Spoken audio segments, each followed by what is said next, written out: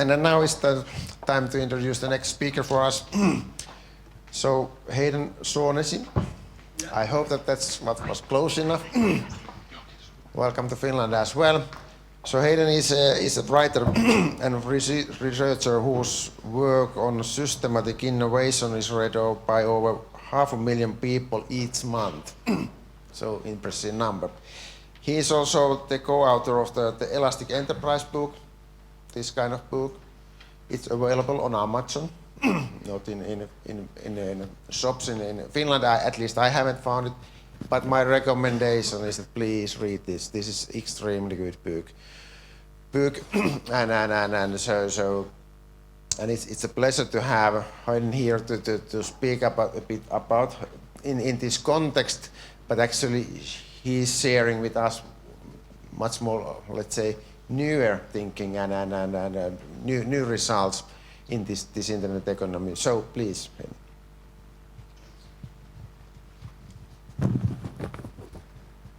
Just trying to get my mic.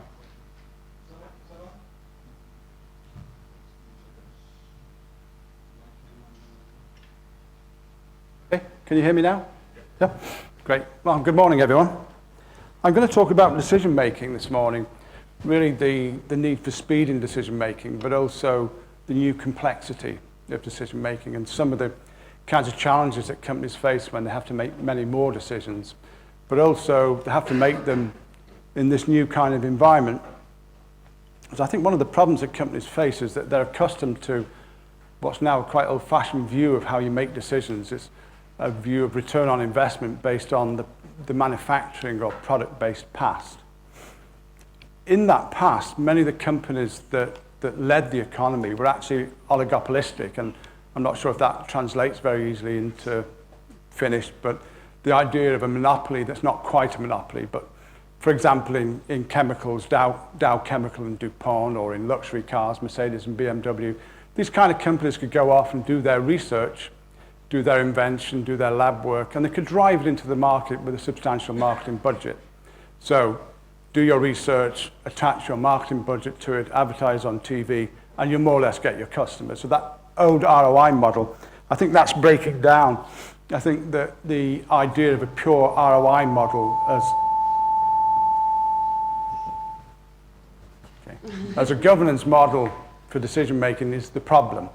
It's the problem that you face, that actually the decisions you make can't be based on old criteria. So I'm going to describe that progress. I'm going to describe the transitions that land you in a much more difficult situation with your decision making.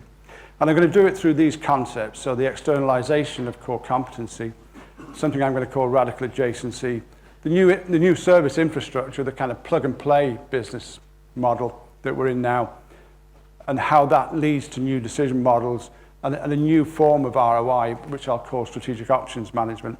And just to talk about the first one first, of course, externalization. A couple of years ago, the Harvard Business Review asked me to analyze their archives. So they gave me access to everything that had ever been written in the Harvard Business Review. And I chose to focus on these 4 periods. So it's like the last 20 years. And I chose 2004, 2006, the boom period, in order to compare it with these recessionary periods. You get a much more honest view of business during recession than you do during the boom. What was happening around about 1990 is that business writers were talking about this transition that I think we're still in, which is the transition from product or manufacturing to service. And we've sort of misunderstood this transition a little bit, because what we meant by that transition at the time was to move or to grow from product into service, a combination of both, integrate services into products. Some companies, actually like IBM, decided to get out of product and only to do services.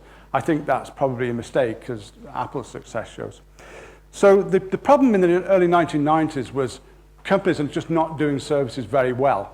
And 10 years later, that was still a problem, though writers at that stage were saying it's your employees. They're not adopting a customer-centric attitude. And in the boom period, it was the CEO. The CEO is not getting enough profit out of this new service model. And then something happens around about 2006, 2007, and you can attribute that to the financial crisis to a certain extent. But what happens is all these writers start to talk about the external risks that companies face. And when they talk about external risk, to a certain extent, they mean the economy, the financial crisis, the difficulty of acquiring funding at that stage. But they also mean things like China, the rise of China, the loss of that oligopoly power because of the rise of China and similar fast-growing economies. But they also mean things like consumer empowerment, the consumerization of technology, the consumerization of software, and a range of probably about 12 different things, but they were all focused on this external environment. And I think that's the challenge that you face now, that actually a lot of what goes on inside the company is secondary to what goes on outside. And you now have to manage external environments. And as an illustration of that, when I talk about externalization, normally people say, well, you mean outsourcing. And yes, outsourcing is an instance of this externalization phenomenon. So you outsource manufacturing. But actually, when you look at something like that apps economy around really successful companies like Apple and Google, but also around other companies as well, you're not outsourcing your apps development. You are externalizing a key element of your innovation, and you are externalizing, perhaps more importantly, the scaling of your business. And you can see it also in things like social media, when you try and get those advocates on Twitter or Facebook to talk positively about your company, you haven't outsourced your marketing, but you've externalized perhaps the most important part of your business. So externalization is a real issue, and it's a real management issue because companies are just not accustomed to it. There's a whole range of externalizations taking place, and it changes the definition of what a company does. It changes the idea of core competency in a company. It also leads to what I would call radical adjacencies, because now really successful companies are not really successful in their conventional businesses. They're perhaps using their conventional business, their cash cow, to move into new areas or explore what the digital transformation means to them. And to take some examples, if you look at Google, the most obvious example with wearable computing. Google's a software company, it's making devices of all kinds. But a company like Autodesk, which actually its background is in CAD/CAM, Autodesk has now developed a community of 120 million consumer users. So it's actually shifting its business model away from the professional community, its cash cow, to something which it actually doesn't know a whole lot about, the consumer, the end consumer. How is it going to monetize 120 million people? It actually doesn't know, and so far it hasn't monetized it very successfully. But that's its strategy. It actually says that one of the reasons it's doing it because the consumer end of business gives it more insights into what the professional end of business will want in 2 or 3 years' time. So it actually, at this stage, it's really driving its innovation strategy through consumers, not through professional users. Intel into TV, Disney into 3D optics. Kindle, now a publisher, of course. Dolby is moving out of sound, not out of sound, it's not moving out of sound, but it's moving into video and consumer products. Cisco into social business. Honda believes that its skills in personal mobility, the motorbike and the car, fits it out to make airplanes. So now there is Honda Jet. Tesco, the retailer, making tablets. So companies they're successful companies, they're facing challenges, but they're actually adopting strategies which they've been told they shouldn't adopt. Most companies have been told for the past 30 years, concentrate on your core competency, do not try to do adjacencies. But they're doing much more than adjacencies. They're doing these radical moves into new markets. And what you see, I think one of the reasons they're doing it is that there is this requirement now to do much, much narrower innovation. If you go back to 2006, Chris Anderson was writing about the long tail and that idea that the market is actually made of very, very many niche markets. So when you look at Google Glass, when Google Glass launches, it will launch with an ecosystem, it will launch with 2,000 apps, and those 2,000 apps are actually a matrix of niche markets. Although the glass itself is an object, a device, actually the markets are all the permutations of those 2,000 apps you can think of. The device will serve many, many niches. And you can see it in the strategy of somebody like Samsung. Although Samsung makes 150 different handsets for the American market, when it launched the S4, I think back in April, end of April, within 3 months there were 4 variants of the S4 on the market. So a highly accelerated form of innovation to make sure you capture all the niches. So just to summarize these 3 elements, I think we're witnessing a really accelerated march to the service economy. I think it's happened over the last 5 or 6 years. And it's to do with these things like externalization, the way companies are adapting their their core strategies. So now Google becomes a risk for many, many companies. It's in the lending business now. It bought Lending Club. And I was at a banking conference last week, and people are scratching their heads. You know, at what point does Google start taking margin off us as well? But very often it's based around the platform, that idea that you have a core platform of services and software. It's based around a device and an ecosystem. But the device is now hardware, software, service, and connection. And the business model has to take account of all four of those. And I'll go on and talk about that because I think it's a really critical point. But in terms of decision-making, what it's doing is forcing decision-making to the edge of organizations. When you have the level of innovation that you need at the moment, traditional decision hierarchies can't cope with it. You can't keep pushing decisions up and down the line. As we heard earlier on, even in the State Department, you can't do that and remain relevant. So when you're dealing with all these things like narrow innovation, trying to access a global talent pool, customer ecosystems, developer and content ecosystems, you need to push decision-making to the edge. The problem is most organizations are not set up to permit or to benefit from decision-making at the edge of their organizations. So they need new decision models. And there are many reasons for it, and I'm going to illustrate it briefly with a look at Philips, who presented a couple of connected products at IFA in Berlin 2 weeks ago, I think it was. So connected lighting and connected coffee machine. They also have a connected cooker, a connected air purifier. And what they're trying to do is generate an apps economy around their products. It's like the phone, if you like. They want that apps economy to work with the smartphone, but perhaps directly in some kind of home controller. So they're trying to make these devices with APIs and developer communities. They're trying to scale their services by offsetting some of the burden onto the developer community. The problem with that is, I think there are a couple of problems, a couple of challenges they face. Because as soon as you start to do that, your business model around the hardware breaks down. Because if you start setting very high prices for your hardware, you're not going to get that product into the market and into the hands of those people that are going to start buying your services. So you get this phenomenon we're seeing at the moment. We see it in smartphones. Xiaomi wants to almost give the smartphone away, at least at cost, so it can develop services and other types of revenue, software and connectivity, community type revenues. So it's looking for things like average revenue per user rather than a margin on the hardware. And there are a number of problems that a company like Philips, and I think some of your companies will face when you start to look at the service and connection business models. You have things like, for Philips, there used to be a 2-year product development cycle. Actually, it was in some senses a 7-year cycle, but it was accelerated at 2 years from market. They're now looking at 6 weekly updates for their products.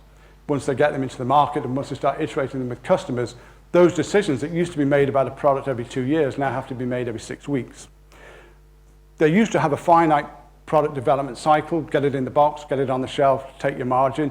Now it's a much less finite, it's an iterative development cycle. So once it's in the market, how can they connect with those consumers and get information from those consumers to inform the update cycle or to inform the next hardware iteration? That's a longer time commitment to the consumer. It's also all about decisions, how you make decisions about that consumer feedback. The margins on the hardware erode as you try and get margins on software and service, and that causes conflict in your organization because the hardware guys think they're the biggest contributor, and I think my own experience of Nokia has been a bit like that the hardware guys want to be the profit center, but suddenly you're saying, no, our profit center is apps, it's the API, it's the services, it's the software. So then you go on to revenue. It used to be box it, sell it, that's the revenue. Now you're saying, okay, revenue over time. How are we actually going to calculate that revenue? How are we going to find out who's going to commit to our product over a 2 or 3 year period? So you introduce a much higher degree of uncertainty into your decision making. And your predictive ROI, that old thing that said, we know we've got 40% on this device, becomes a much less certain future, you know, where you try and wrestle with all kinds of different revenue models. The benefits being, of course, that you get customer lifecycle relationships, better customer lifecycle relationships, recurrent revenue options, ecosystems that allow you to scale in the market, and data flow and feedback loops. You know, so there are benefits, but they require a new governance model for your decision making.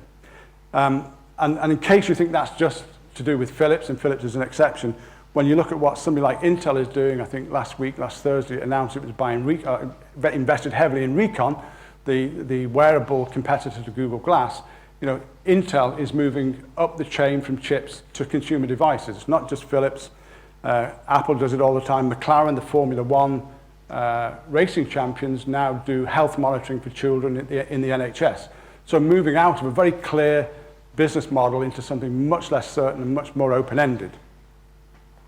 And for some companies, I think the challenge is, I don't know how many companies here do run open innovation programs. Anybody running an open innovation program? Yeah, one or two? Okay, not so many, but I think in some instances you find a lot of companies, and I think that locks you into a kind of committee structure in your decision making. So you get as many ideas as you can, you force them into the funnel, and you set up committees that make decisions on, does a product go through the funnel, does it go to the next stage gate? That kind of decision governance, I think, is breaking down. And what's replacing it, I think, is that companies are trying to develop strategic options. So you're not just developing for a clear market like you used to. It's not another iteration of that hardware product. It's not the next generation. But in some senses, it's developing things just to see whether they have a place in the market or to be ready in case your competitors move into the market with a new product. So it's investing in options that help you cover the bases. It's almost like stock market investing. And again, it's a very different model from the old ROI model. So I'll look very quickly at three alternative decision models or product development models that we see out there at the moment before trying to summarize. It's possible right now to do most of your decision making in some kind of social environment. And it might sound a bit far-fetched, but you could be a company without ideas, and there are plenty of companies like that. So you go to some kind of open ideation process, you go to some kind of a specialist expert group, or you go to the public at large. You launch a call of some kind of competition on an open ideation platform. Of course, Nokia Solutions and Networks do that quite regularly. You can even do it on a country basis. NSN did it in Israel. So you start to get ideas from people. Maybe they're going to develop that product themselves, maybe not. If not, you go to a developer or content ecosystem, and you select the partners that you want to develop your product. The chances are that those companies the ones you select are going to have high reputation in their social group. So your choice is very much influenced by the social interaction that company has, its public reputation, the kind of meritocratic thing you see in open source communities, for example. You then push your product into a customer ecosystem. Increasingly, in fact, I was talking to AT&T recently, and they said, we want to abolish the title of product manager, because actually the customer is the product manager now. So you push your product into that customer environment, and the features of your product become decided by your customers rather than by your internal committee. So you go on from that and you push it onto a crowdfunding platform of some kind. The decisions around whether you invest or not invest become a social decision. And it may be that you still do invest, you co-invest, but you look to your customers to see what level of commitment they have to a product. And then you validate your product through your interaction with the crowd. You can then market your product through some kind of socialized marketing process like double incentive marketing. I'll give anybody who buys my product a 5% discount as long as they bring another customer in, and I'll give that customer 5%. And that's how Dropbox grew so rapidly. They ran their product in the early phases through double incentive marketing, giving everybody a 5% discount if they brought another customer in. And then you can co-create the information layer around your product, so you can actually externalize all the information that you need building around your product to people on blogs or on Facebook or on Twitter. So you can see that most facets of the product decision process can now be externalized onto one or more social group. And then you have to ask, how credible is that? Does that actually happen, or is that one of these things you read on radical blogs? I think many companies have found that when they look at who decides their device policy or who decides their collaboration policy, the collaboration platforms, it's actually the employees, and it's the employees in conjunction with their friends, because as Autodesk have found out, it's people in their domestic and social environments that are driving innovation inside companies, and that's why Autodesk is investing a huge amount of money in growing community. There it is, 120 million members. Is it credible that companies will use crowdfunding? IBM is on its 4th crowdfunding project right now. So yes, companies are using crowdfunding internally with employees. And I've had conversations with various electronics companies that want to see how they can adapt crowdfunding not because they need the money, but because they need the validation. Because there are so many products out there, but also because they've got so many products in their portfolios. Some of these companies, especially those that have been through open ideation processes, have thousands of products on the portfolio, and they need some way to validate those, and the traditional business decision process is not doing it for them. There's just too much uncertainty and too much anxiety out there.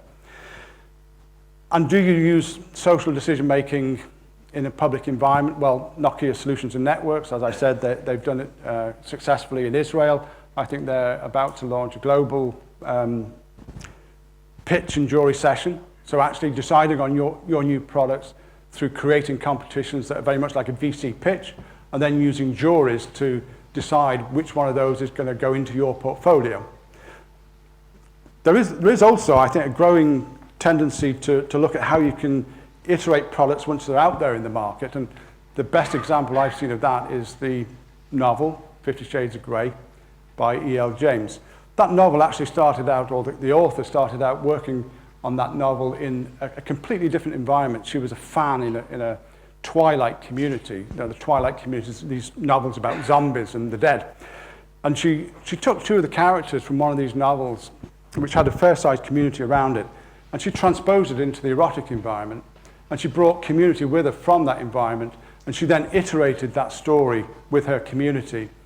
And it became one of the fastest selling books of all time. So I think interesting because, you know, we all need to look at lean innovation models. We all need to look at how we work with customers, but an individual can do it very successfully and extremely profitably. So I think that's an example of the lean innovation model, actually, but I prefer to call it an iterative decision model. And then in a slightly more complex sense, you find companies that are trying to put all this together and say, you know, how do we become more systematic about the kinds of innovations that we do? And if you look on the right, you've got very much a Procter & Gamble type structure where Procter & Gamble say the most important thing for us is information. We need to know what's going on anywhere in the world with any expert, for example, in enzymes. So we create global expert networks. We get involved in all the standards bodies. They bought a company that does deep dive web searching, so they know what's going on in the web that Google doesn't touch. They get very involved in social innovation, crowd-based innovation, and obviously they've got a very active corporate venturing and M&A arm. So to say, you know, you cannot afford to miss any information, but you can be quite structured in how you go about making sure that you don't miss anything. And then I think on the bottom, I actually developed this through talking with the guys at Nokia Solutions. You know, have all these capabilities, so you know what all the various innovation techniques are, and I'll go on to some of those. You have your customer think tanks, you become skilled in ecosystem cultivation, you have digital initiatives on the go so that you understand the digital transformation problems, you have your partner networks, and you're constantly trying to figure out with those partner networks where does the IP value lie for you.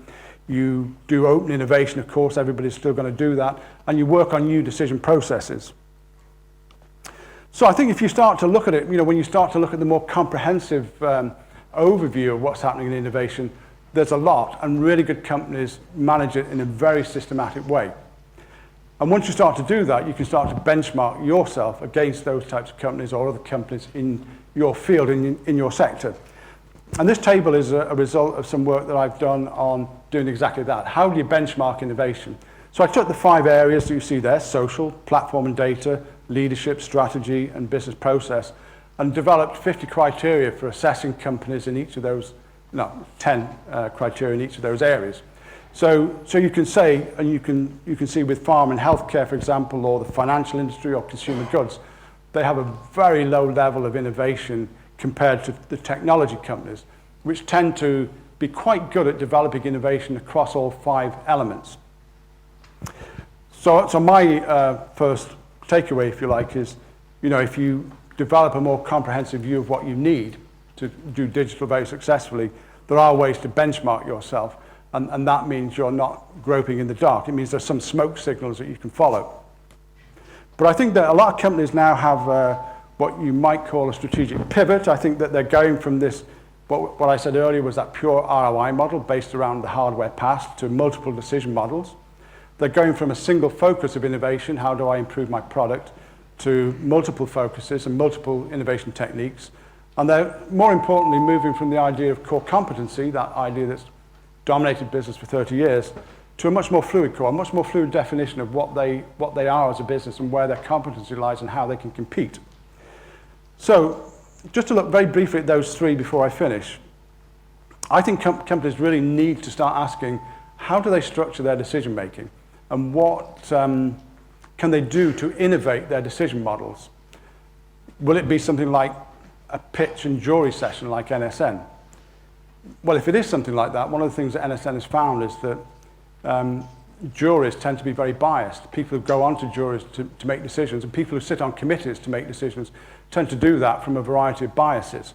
Pessimism bias, optimism bias. I was told by somebody from NSN a couple of days ago that typically if one of your jury members is Indian, they are extremely optimistic about the future and they'll give anything a go.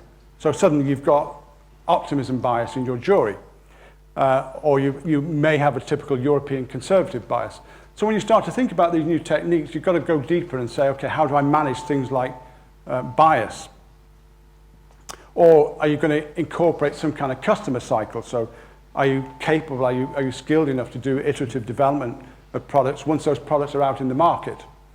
Are you able to manage social decision models? So there's a number of things I think that, we tend to think decisions are sort of easy and decisions are all about that business plan. But most business plans can go in the bin.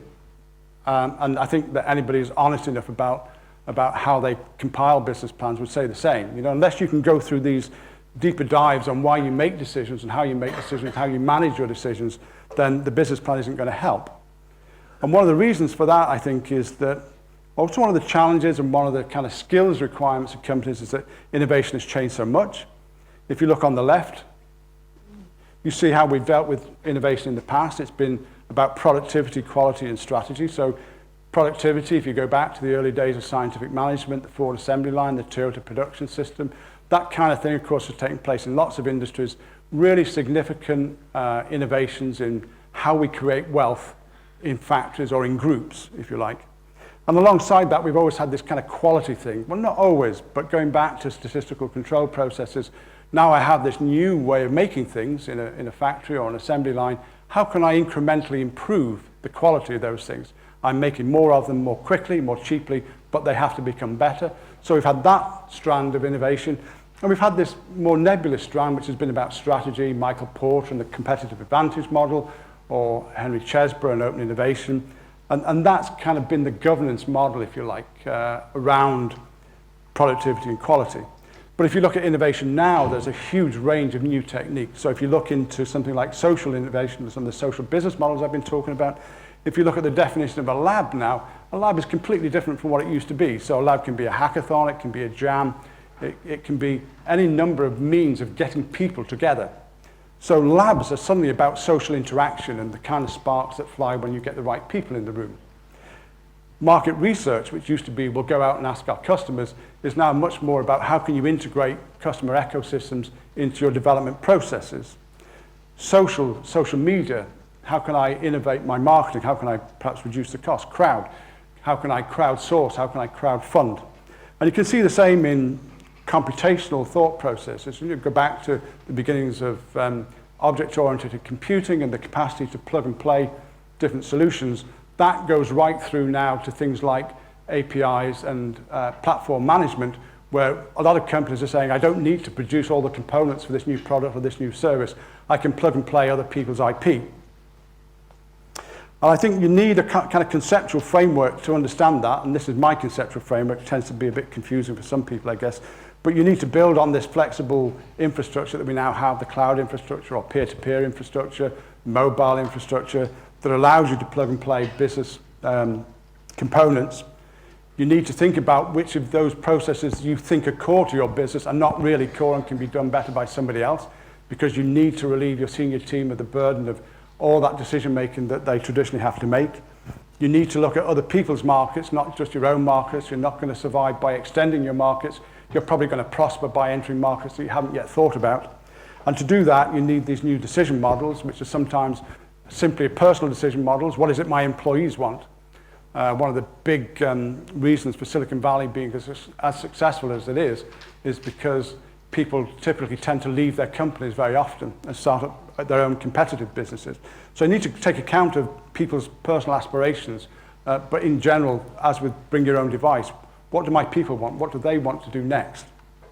And of course, the social decision models that I've been talking about. And finally, all that I think needs to be managed with some sense that you're not in one line of business, you're not in one line of product development, you need to be creating many, many more options. And finally, if you do that, I think you can get to these kind of benchmarking processes. Again, this is the project that I started about 6 months ago, which is all about trying to measure and index the levels of innovation in different sectors, and even to measure the intensity of innovation in different sectors. I'm happy to talk to anybody about that and the new decision models I've talked about as well. So that's it. That's my view on decision making and accelerated strategy, really. Thank you.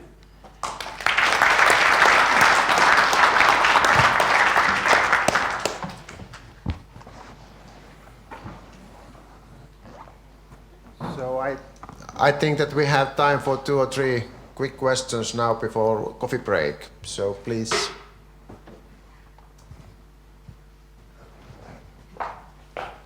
Here it comes. Hi, I'm Petri Auke from Kodento. What do you think are the biggest mistakes people are doing around the open innovation and the social innovation side of the things? Well, I think in terms of social innovation and social decision models, companies are not taking it seriously enough. I think some companies are. Of course, I think IBM's work with crowdfunding is a company that is taking it seriously. And I think there are companies that are doing things that they're not being public about in that space. I think that now the Jobs Act is implemented in America, we'll see a lot more of it. But in terms of open innovation, I ran an open innovation project, actually ran it for Symbian about 3 years ago, and suddenly we had 1,500 ideas. And I think we spent about 6 months disappointing people. And in the end, the quality of ideas that we got into the funnel were very poor. So we exhausted a lot of management time and a lot of other people's time on that. And again, as I said, I think a lot of companies set up decision processes that are not good decision processes. And I think that area, trying to get some sense that actually we don't make good decisions. We don't have a good basis for decision making in uncertain business environments is a message that business people find very difficult to accept. Okay. So next question is over here, Markku. Oh. Thank you. Markku Rauhumaa, NSN. First of all, you referred several times to NSN. Wonder where your sources were. I'd like to discuss that further. But my real question is that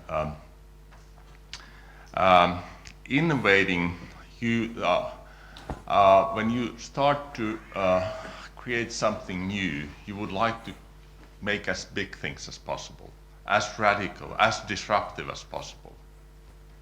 And then on the other hand, your message, and I agree, it would be great to get quickly things done. That requires certain platform, certain capability, certain environment to exist.